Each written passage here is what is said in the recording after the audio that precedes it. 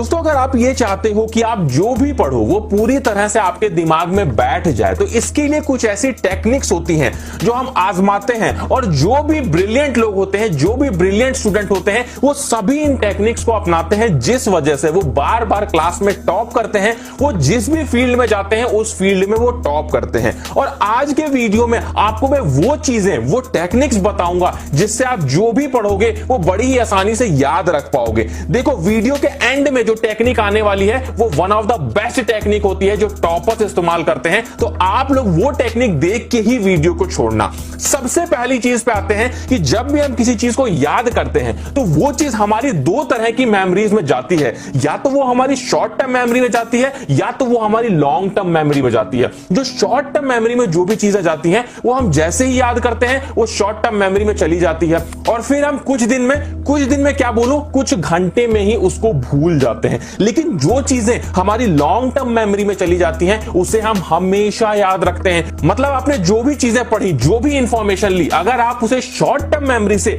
Long term memory में transfer कर लेते हो तो आप लोग उसे कभी नहीं भूलोगे। तो कैसे इंफॉर्मेशन को शॉर्ट टर्म मेमोरी से लॉन्ग टर्म मेमोरी में डालना है, इसकी बहुत ही एक अच्छी टेक्निक होती है। इसमें हम लोग क्या करते हैं, मान लीजिए आपने कोई भी चीज पढ़ी, आपने अभी पढ़ाई की, आपने बुक उठाई और आपने पढ़ाई की थोड़ी देर, उसके बाद में आपने जैसे ही उसको पढ़ लिया उसके बाद में आपको उसे रिपीट करना है। कब रिपीट करना है? पढ़ाई करने के आधे घंटे बाद में आपको बुक ले लेनी है और उस चीज को बिना बुक में देखे अपने दिमाग में रिपीट करते रहना है। जहां जहां पे आप फंसो वहां पे आपने हल्का सा बुक में देख लिया और फिर आपने अपने दिमाग में उसी चीज को फिर से रिपीट किया। उसके बाद क्या करना है, यही सेम टेक्निक आपको 3 घंटे बाद अपनानी है। मतलब आपने किताब अपने पास रखी और 3 घंटे जैसे ही पढ़ाई के बीत गए आपने उसको रिपीट किया अपने माइंड में और उसके बाद फिर से आपने इसी चीज को 10 घंटे बाद की। मतलब जो आपने एक चीज पहली बार पढ़ी उसको पहले 30 मिनट बाद अपने माइंड में रिपीट किया, फिर 3 घंटे बाद आप कुछ भी काम करके कुछ भी करके आए फिर से उसको रिपीट किया, फिर 10 घंटे बाद आपने फिर से रिपीट किया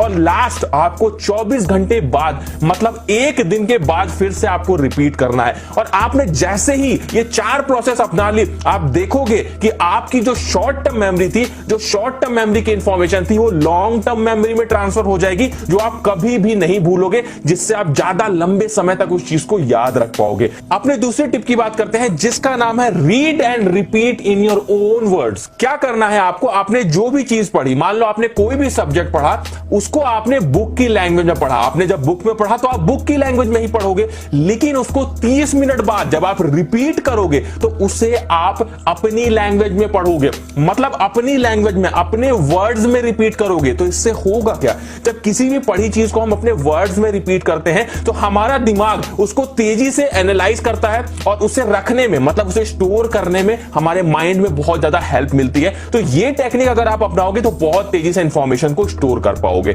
नेक्स्ट टिप की बात करते हैं जो कि बेहतरीन टिप है, लेकिन आप लोगों ने किसी ने इसे यूज नहीं किया होगा। आप लोगों को क्या करना है, जो भी चीजें आपने पढ़ी उसको आप लोगों को रिकॉर्ड कर लेना है अपनी वॉइस में। अगर आप लोग तेजी से बोल के किसी चीज को पढ़ोगे या उसे अपने वर्ड्स में बताओगे और उसे फोन में या किसी भी टेप रिकॉर्डर में रिकॉर्ड कर लोगे, टेप रिकॉर्डर तो वैसे लोग यूज नहीं करते हैं, तो फोन में ही अगर आप उसे रिकॉर्ड कर लोगे उस वॉइस को और उसको आप लोग एक दिन में 4 से 5 बार सुनोगे, जो आपने अपने वर्ड्स में रिकॉर्ड किया है उसे एक दिन में 4 से 5 बार सुनोगे तो वो चीज आपके माइंड में बैठ जाएगी और आप उसे कभी भी नहीं भूलोगे, जिससे आपको एग्जामिनेशन के टाइम पे हेल्प मिलेगी उस चीज को रिकॉल करने में। उसके बाद बात करते हैं नेक्स्ट टिप की। आप लोग को एक बात का ध्यान रखना है, जैसे मान लो आप लोग कोई एक टॉपिक पढ़ रहे हो, जैसे एक एग्जांपल देता हूं कि आप लोग फिजिक्स पढ़ रहे हो, तो जब आप लोग फिजिक्स पढ़ रहे हो तो आप लोग केवल और केवल फिजिक्स पे ध्यान लगाओ। उसके बाद में अगर आपको कोई और सब्जेक्ट पढ़ना है जो फिजिक्स से रिलेटेड नहीं है,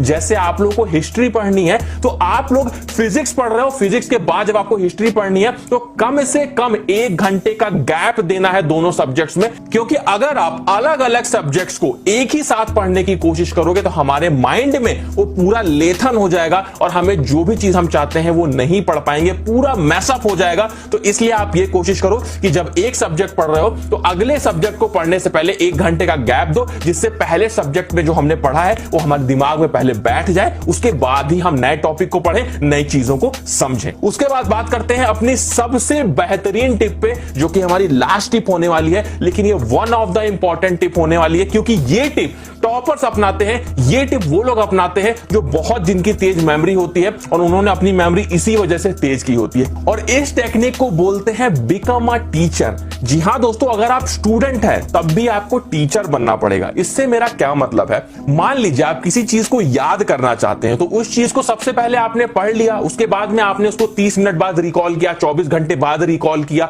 मतलब अपने माइंड में उसको रिपीट किया। उसके बाद नेक्स्ट डे आप लोग को क्या करना है, अपने किसी एक फ्रेंड को उसी टॉपिक को आपको पढ़ाना है। आप लोग क्या कर सकते हो, अपने फ्रेंड से बोल सकते हो कि वो दूसरा टॉपिक पढ़ के आए जो आपने ना पढ़ा हो, और आप वो टॉपिक पढ़ सकते हो जो आपके फ्रेंड ने ना पढ़ा हो, और आप दोनों लोग एक दूसरे को एज अ टीचर बन के एक दूसरे को उस सब्जेक्ट के बारे में, उस टॉपिक के बारे में समझाओगे। जब हम एज अ टीचर किसी को कुछ समझाते हैं तो उसके लिए हमारे दिमाग को बहुत तेज काम करना होता है, क्योंकि हम एज अ टीचर वर्क कर रहे हैं। तो जब हम उस चीज को किसी को समझाएंगे तो हमारा दिमाग बहुत तेज काम करेगा, जिससे जो भी हम चीज किसी को समझाएंगे वो हमारे दिमाग में बैठ जाएगी। और इससे दूसरा फायदा क्या होगा कि आपका जो फ्रेंड होगा उसके दिमाग में भी 50% चीजें बैठ जाएंगी, जिससे जब वो घर जाके दोबारा उस चीज को पढ़ेगा तो वो पूरी तरह से उसके दिमाग में बैठ जाएगी। तो ऐसे ही आपको करना है, एक चैप्टर आपके फ्रेंड ने पढ़ा, एक चैप्टर आपने पढ़ा, अगले दिन दोनों लोगों ने एक दूसरे को एज अ टीचर बन के समझाया उस चैप्टर के बारे में,